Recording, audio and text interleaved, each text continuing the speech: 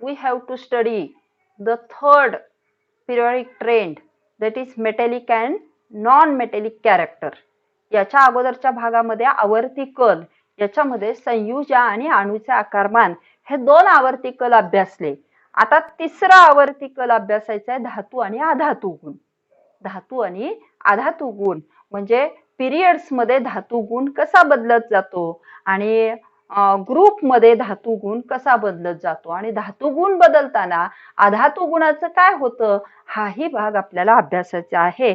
आणि त्याच्यासाठी एक ऍक्टिव्हिटी आहे पान नंबर 26 वरती, on page number 26 there is one activity. आता ही ऍक्टिव्हिटी सगळ्यांनी माझ्या बरोबर सोडवायची आहे. Look at the elements of third period, classify them into metals and non metals. आता पान नंबर 23 वरती जे पिरियडिक टेबल आहे ते उघडा, सगळ्यांनीच उघडा आणि तुमच्या वहीमध्ये तुम्ही आता मी सांगते त्या पद्धतीनं थर्ड पिरियड मधल्या मूलद्रव्यांचं वर्गीकरण मेटल आणि नॉन मेटल याच्यामध्ये करायचं आहे. पण हे करत असताना थर्ड पिरियड मध्ये काही मेटलॉइड्स पण येतात. त्यामुळे तुम्ही तुमच्या वहीमध्ये ही ऍक्टिव्हिटी सोडवताना 3 भाग करायचे आहेत, मेटल, नॉन मेटल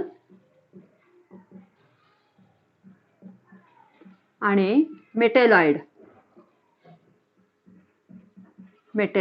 हा आता पान नंबर 23 वरचं, on page number 23 there is modern periodic table. By observing this modern periodic table, you have to classify the elements in third period into metals and non-metals. The third period, it starts with metals. The first question, that is classify the elements in third period into metals and non-metals. In this classification, we have written the sodium, magnesium, aluminum. These are metals. Phosphorus, sulfur, chlorine, argon. These are non-metals. And silicon, it is metalloid. Silicon, it is metalloid. The second question, on which side of the period are the metals, left or right? आता ह्या periodic table मध्ये उजव्या बाजूला की डाव्या बाजूला metals आहेत. Periodic table आपल्या समोर आहे, लेफ्ट साइड. मग तिथं लिहा, तिथं उत्तर लिहा. बर, उत्तर लिहा. On left side there are metals in modern periodic table. Next question, on which side of the period did you find the non metals? Period मध्ये उजव्या बाजूला की डाव्या बाजूला नॉन मेटल्स आहेत? Right side. Non metals are on right side in the period of modern periodic table. Now we have known that in any period, if we observe, the metals are on the left side and non-metals are on the right side. That is, metallic property changes if we go from left side to right side. Metallic property goes on decreasing from left side to right side. Now we have to study why this occurs. What is the reason for that? NaCl हे आपण एक compound घेतलं, हे ionic compound आहे. आता ह्या NaCl मध्ये हा Na प्लस आहे आणि हा Cl मायनस आहे. म्हणजे Na हा कॅटायन आहे आणि Cl हा अनायन आहे. मग आता कॅटायन जो आहे तो मेटॅलिक आहे आणि अनायन आहे जो तो नॉन मेटॅलिक आहे. आणि हा पॉझिटिव्ह आयन आहे आणि हा निगेटिव्ह आयन आहे. मग असं का होतं? नॉन मेटल हे मेटॅलिक प्रॉपर्टी ज्या मूलद्रव्यांची आहेत ते पॉझिटिव्ह आयन बनतात आणि नॉन मेटॅलिक प्रॉपर्टी ज्या मूलद्रव्यांची आहे ते निगेटिव्ह आयन बनतात. मग असं का होतं? तर त्याच्या इलेक्ट्रॉनिक कॉन्फिगरेशन कडे आपल्याला वळावं लागेल. How it becomes positive ion, how it becomes negative ion, हा भाग एकदा आपण शिकलेला आहे. Sodium Na, its electronic atomic number 11, electronic configuration 281.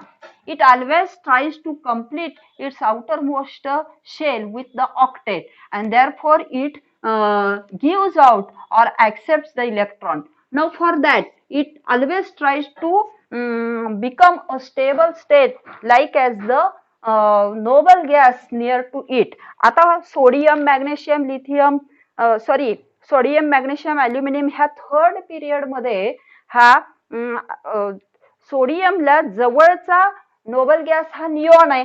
त्याचं इलेक्ट्रॉनिक कॉन्फिगरेशन 2,8 आहे आणि त्यामुळे तो 2,8 बनण्याचा प्रयत्न करतो आणि त्याला एक इलेक्ट्रॉन देऊन टाकतो. तो एक इलेक्ट्रॉन देऊन टाकतो आणि एक इलेक्ट्रॉन त्यानं दिला की तो Na+ आयन बनतो, म्हणजे हा पॉझिटिव्ह आयन बनतो. ह्याला म्हणतात, ह्याला इलेक्ट्रोपॉझिटिव्हिटी असं म्हटलं जातं. इलेक्ट्रोपॉझिटिव्हिटी, it forms the positive ion and this property is called for the element the electropositivity. The metals have electropositivity. They becomes positive by giving or losing their electron.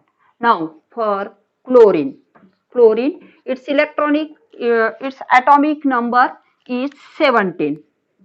Its electronic configuration 287. Now for chlorine, the nearby noble gas is argon. Chlorine साठी जवळचा राजवायू argon आहे आणि आर्गॉनचं electronic configuration 288 आहे आणि प्रत्येक मूलद्रव्य stable बनण्यासाठी, त्याच्या बाह्यतम कक्षेत अष्टक पूर्ण करण्यासाठी काय करत असतं, तर त्याच्या जवळचं जे नोबल गॅस आहे त्याचं इलेक्ट्रॉनिक कॉन्फिगरेशन प्राप्त करण्याचा प्रयत्न करत असतं. आणि मग आर्गॉनचं इलेक्ट्रॉनिक कॉन्फिगरेशन 288 आहे. मग इथं 2,8 आहे, मग शेवटच्या कक्षेत ह्याला अष्टक पूर्ण करायचंय म्हणून क्लोरीन काय करतो, एक इलेक्ट्रॉन घेतो. आता हा सोडियम कडून एक इलेक्ट्रॉन घेतो आणि त्याच्यामुळं इथं 288 होतं. इथं ह्याच्यामध्ये Na+ बनताना तो 2,8 बनलेला असतो आणि आता इथं क्लोरीन 288 बनतो आणि त्यावेळी तो क्लोराइड आयन बनतो. हा निगेटिव्ह आयन बनतो. This property, when it accepts the electron, then it forms the electronegative ion, and this property of the element is known as electronegativity. The metals have electropositivity and non-metals have electronegativity. Metals have electropositivity and non-metals have electronegativity. आता याच्यावरनं तुम्ही पुढचं, atoms have tendency to form a cation. Cation म्हणजे positive ion by losing its valence electron. This property is called electropositivity of the element. आणि पुढं पुन्हा त्याच ओळीमध्ये शेवटी लिहिलेलं आहे, non metal has a tendency to form an anion by accepting electrons from outside into its valence shell and therefore it has electronegativity. This property is called electronegativity of an element. Metals have, शेवटच्या दोन ओळी बघा त्याच paragraph मधल्या, metals have tendency to lose valence electron to form cations having a stable noble gas configuration. This tendency of an element is called electropositivity and it is the metallic character of the element. म्हणजे सगळ्या धातूंच्याकडं इलेक्ट्रोपॉझिटिव्हिटी हा गुणधर्म असतो. सगळ्या धातूंच्याकडं विद्युत धनता हा गुणधर्म असतो. म्हणजे काय तर ते स्वतःच्या बाह्यतम कक्षेतील इलेक्ट्रॉन देऊन हा कॅटायन तयार करतात आणि स्वतःच्या जवळच्या नोबल गॅस कोण आहे, राजवायू जो असेल त्याचं इलेक्ट्रॉनिक कॉन्फिगरेशन प्राप्त करतात. ह्या गुणधर्माला इलेक्ट्रोपॉझिटिव्हिटी असं म्हटलं जातं आणि धातूंच्या अंगी विद्युत धनता म्हणजे इलेक्ट्रोपॉझिटिव्हिटी हा गुणधर्म असतो. आणि अधातूंच्या बाबतीत जर सांगायचं झालं तर अधातूंच्या बाबतीत हा इलेक्ट्रोनिगेटिव्हिटी हा गुणधर्म असतो. The tendency of an element to form anion or the electronegativity to form the anion and it is electronegativity called the the non-metallic property, the non-metallic elements, they have electronegativity. आता आपण ह्या भाग समजल्यानंतर तुम्हाला electronegativity म्हणजे काय आणि इलेक्ट्रोपॉझिटिव्हिटी म्हणजे काय हे समजल्यानंतर आपण मेटॅलिक आणि नॉन मेटॅलिक कॅरेक्टर मधला पिरियडिक ट्रेंड कसा बदलतो, तिथं बदल कसा आहे हा भाग अभ्यासायचा आहे. आता पान नंबर 27 वरती जो पॅरेग्राफ आहे, 2-3 पॅरेग्राफ आहेत, त्याच्यामध्ये तुम्हाला याचं रिझन लिहिलेलं आहे. What is the periodic trend of metallic character in a modern periodic table in periods if we go from left to right? What is the metallic trend in periods if we go from left to right? तर धातू गुणधर्माचा आवर्ती कल periods मध्ये डावीकडून उजवीकडे जाताना कसा आहे हा भाग तुम्हाला अभ्यासायचा आहे. आणि एक्सरसाइज मध्ये पण क्वेश्चन नंबर 7 जो आहे त्याच्यामध्ये पण तुम्हाला प्रश्न दिलेला आहे. बी क्वेश्चन बघा त्याच्यातला, metallic character goes on decreasing while going from left to right in a period. आणि मग ग्रुप मध्ये काय आहे तो भाग पण अभ्यासायचा आहे. ह्याच्यामध्ये पान नंबर 23 वरचं मॉडर्न पिरियडिक टेबल बघा, त्याच्यामध्ये तुमच्या लक्षात येईल किंवा मी तुम्हाला स्क्रीन वरती घेऊन दाखवते मॉडर्न पिरियडिक टेबल, तुम्ही एकदा नीट ऐका. इथं मी स्क्रीन घेते मग तुम्ही. Now observe this modern periodic table. Now in this periodic table if you observe the second period, lithium, beryllium, these are metals. Boron, non-metal. Carbon, nitrogen, oxygen, fluorine, neon, these are non-metals. Sodium, magnesium, aluminum, metals. Silicon, metalloid. Phosphorus, sulfur, chlorine, argon, non-metals. If we go from left to right, the metallic property goes on decreasing. Metallic property goes on decreasing and non-metallic property goes on increasing. This is the periodic trend of metallic and non-metallic character in the periods. In the periods. Now in groups. Group मध्ये जर पहिला group बघितला तर hydrogen non metal आहे. आणि पुन्हा हा 13वा group पासून बघूया. बोरॉन मेटॅलॉइड आहे, अल्युमिनियम, जर्मेनियम, इंडियम हे मेटल्स आहेत. कार्बन नॉन मेटल आहे, सिलिकॉन मेटॅलॉइड आहे, जर्मेनियम हे इथं गॅलियम हे जर्मेनियम हे मेटल आहे. एसएन टीन म्हणजे कथील हे मेटल आहे. पीबी म्हणजे प्लंबम, प्लंबम म्हणजे शिसे हे पण मेटल आहे. त्याच्यानंतर 15वा ग्रुप बघा, nitrogen non metal, phosphorus non metal, arsenic metalloid, एस20 हा अँटीमनी, अँटीमनी पण हा मेटल आहे. BI बिस्मथ, बिस्मथ सुद्धा मेटल आहे.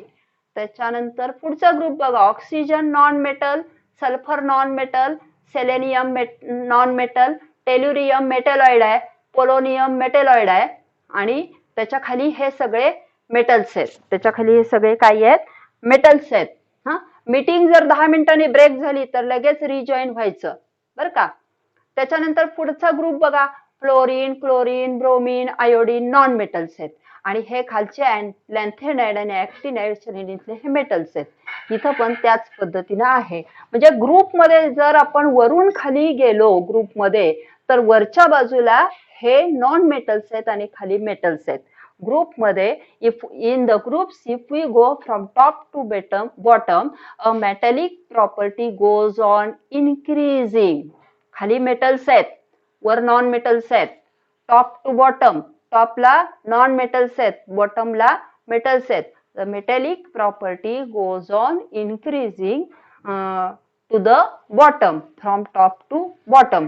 And in periods, the metallic property goes on decreasing from left to right. This is the periodic trend in periods and groups. Now the reason.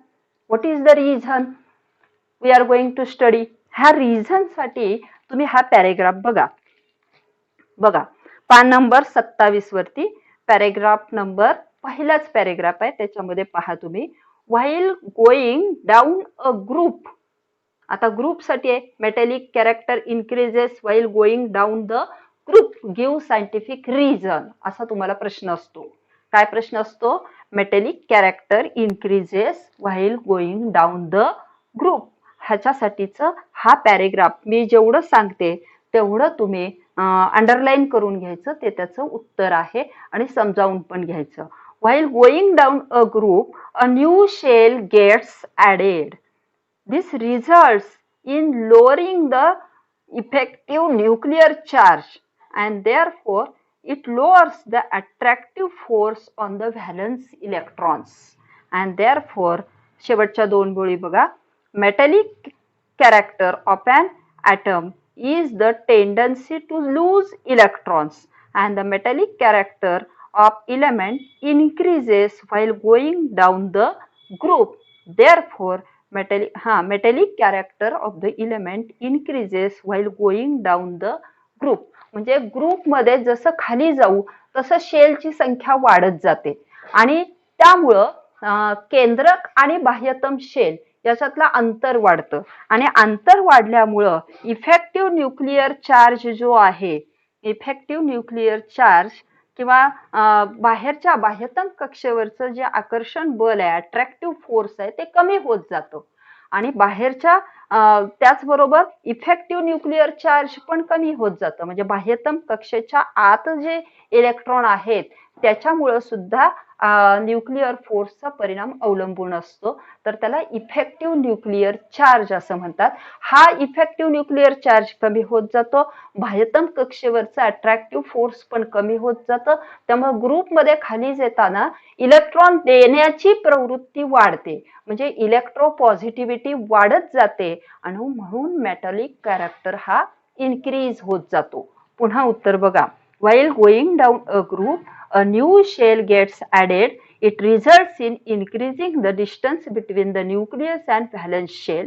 This results in lowering the effective nuclear charge. Therefore, the attractive force on the valence electrons also decreases, lowers the attractive force on the valence electron decreases. As a result of this, the tendency of atom to lose electron increases.